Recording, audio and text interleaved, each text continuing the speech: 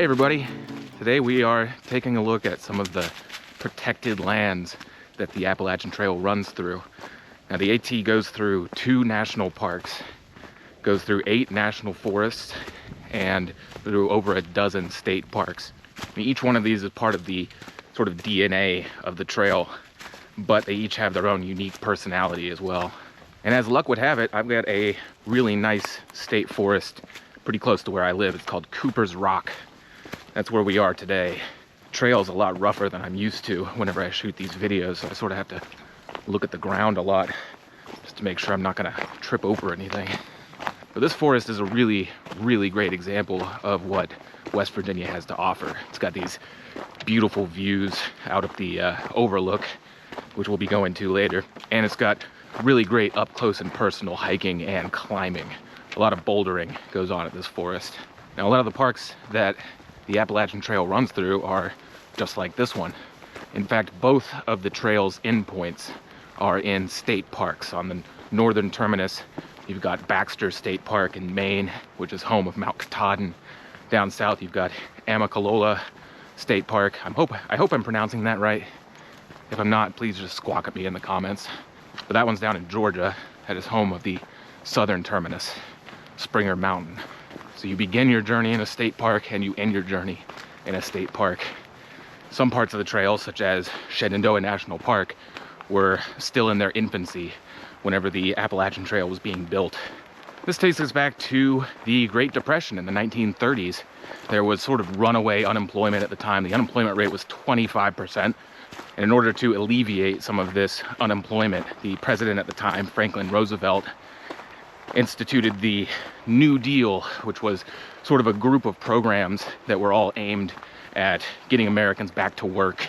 One of these programs was called the Civilian Conservation Corps, or CCC, and it's extremely important to the history and the fate of the trail.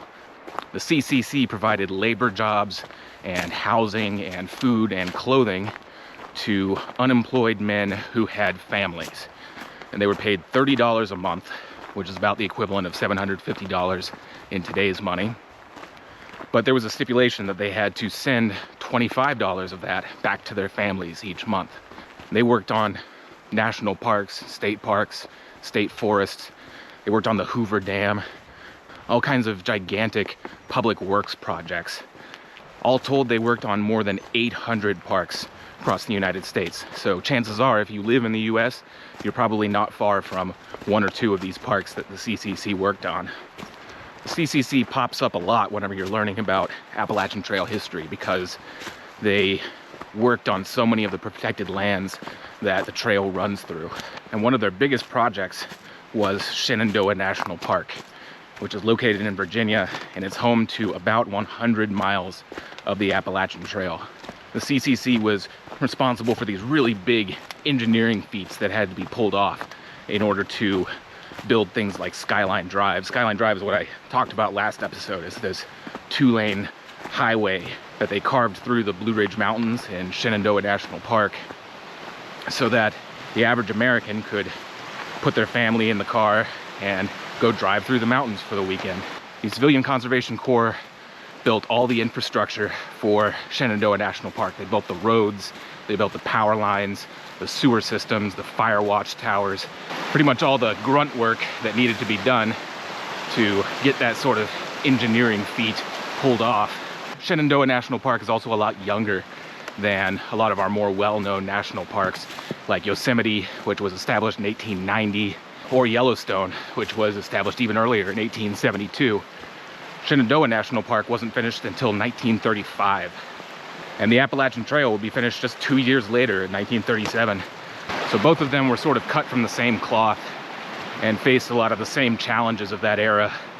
But it's worth mentioning that creating these national parks wasn't all cinnamon buns and sunshine. Hundreds of people had to be relocated because they lived on the land that the Virginia government wanted to acquire in order to make the park happen. And they weren't always particularly nice about it. Some of those families had been living there for generations, and some of them more or less got forced off of their land. And unfortunately, the CCC was sometimes dispatched to burned down the former houses that these people lived in so that they couldn't sneak back home. And hey, I suppose that's just part of American history, though. These lands have changed hands so many times over the last 500 years. And each time they change hands, it's not usually by choice.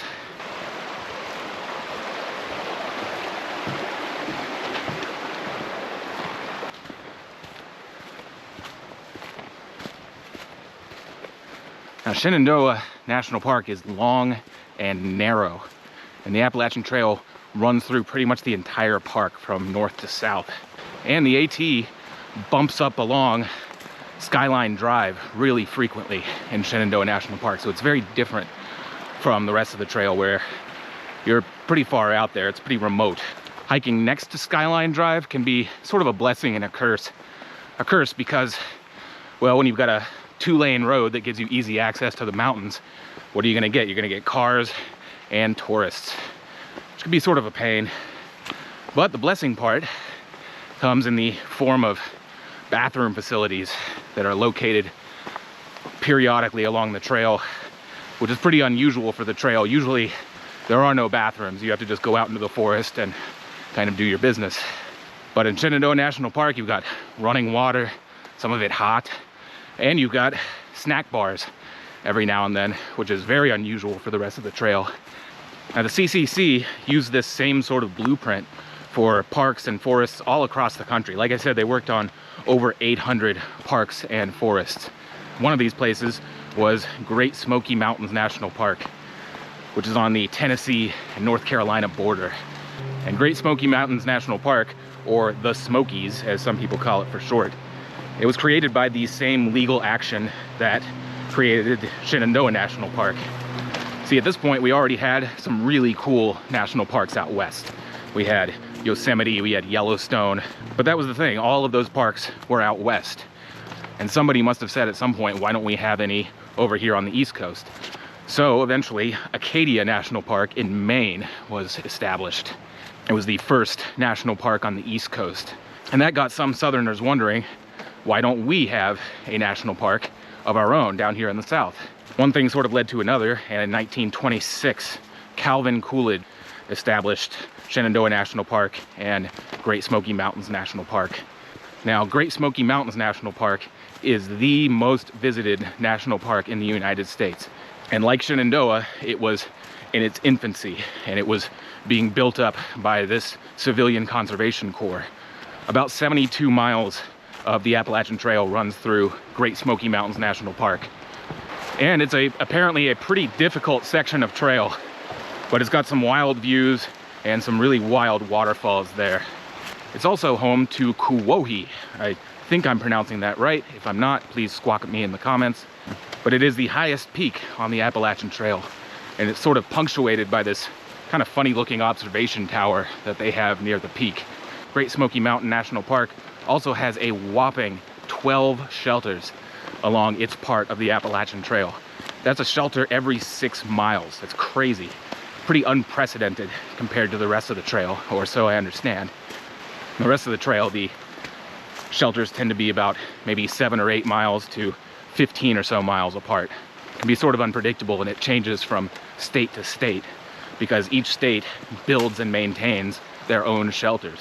One of my favorite things about the Smokies is there's a Cherokee legend that somewhere in the mountain range is a magical hidden lake called Atagahi. Again, I hope I'm pronouncing that right, but it's hidden somewhere in that mountain range where nobody can find it. The Cherokee Indians called this mountain range Shakanage, which means place of blue smoke, owing to the fact that there's kind of always this mist and this fog that's sort of clinging and floating around between the mountains. There's a lot of really cool Native American history in the Smokies, but I don't know enough about it to really feel comfortable making a video at this time. Maybe sometime in the future. But eventually the Cherokee Indians were forced away from the Smokies. They ceded control of that area to the newly formed US government around 1805. And later, pretty much all of the remaining Cherokee Indians were relocated along the Trail of Tears, and they were all pretty much gone by 1838. Now, the fingerprints of the Civilian Conservation Corps are all over the park system, including right here at Cooper's Rock, where they built these really impressive rustic shelters. And the really cool thing about these is that they're made from American chestnut, which is a tree that basically doesn't really exist anymore. Not that it's extinct, but in the early 1900s, a fungus came over across the sea from Japan, from Japanese chestnut trees, and it hit American chestnut trees so hard that over the next 50 years, they all died out.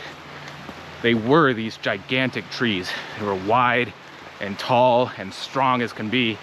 Made them great for lumber, also just made them great to look at. But over just 4 or 5 decades, they all died one by one and became these gigantic skeletons all over the landscape in the Appalachian Mountains.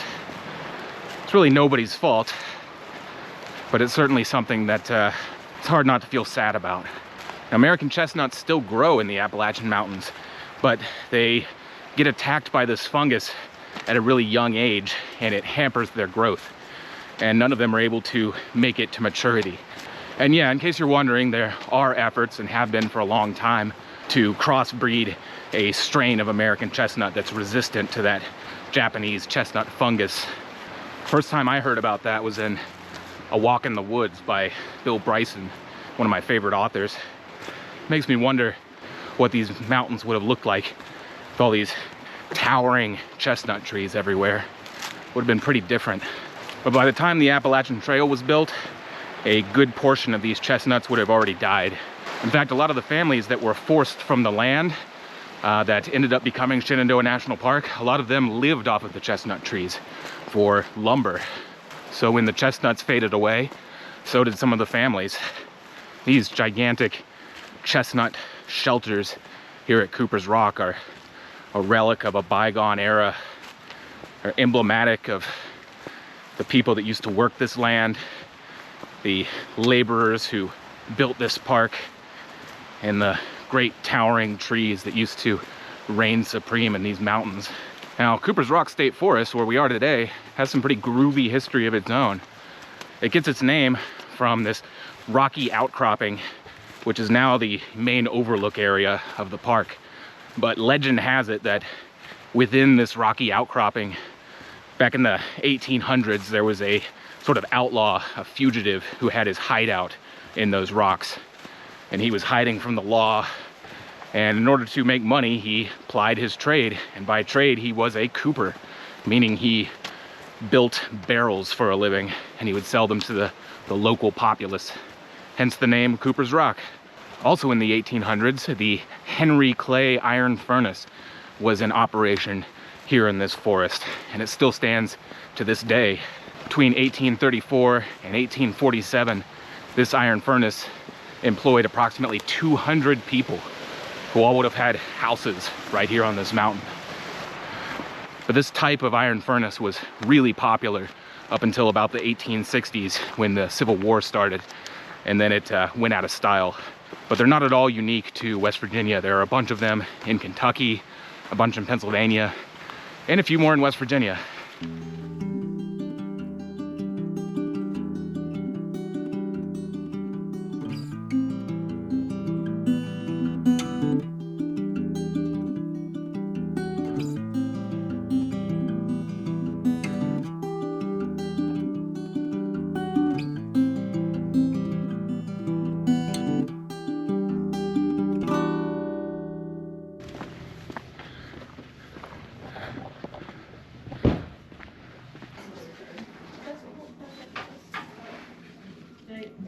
You said it should turn green, right?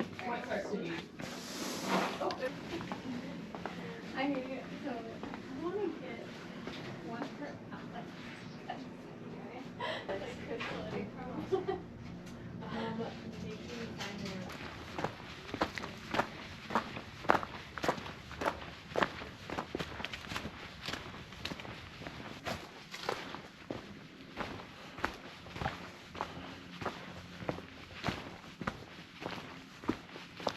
I can just imagine the Cooper of legend hiding out in these rocks. Oh, don't mind me. I'm just a humble cooper. Just out here plying my trade, making my barrels. Don't mind me.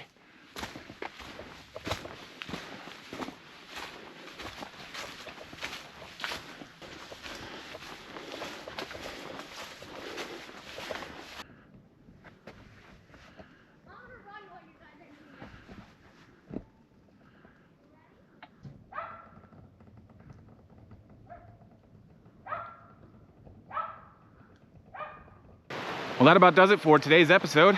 Thank you all for watching It's Not That Steep. I'm K. Edward Hewitt. I'll catch you next time.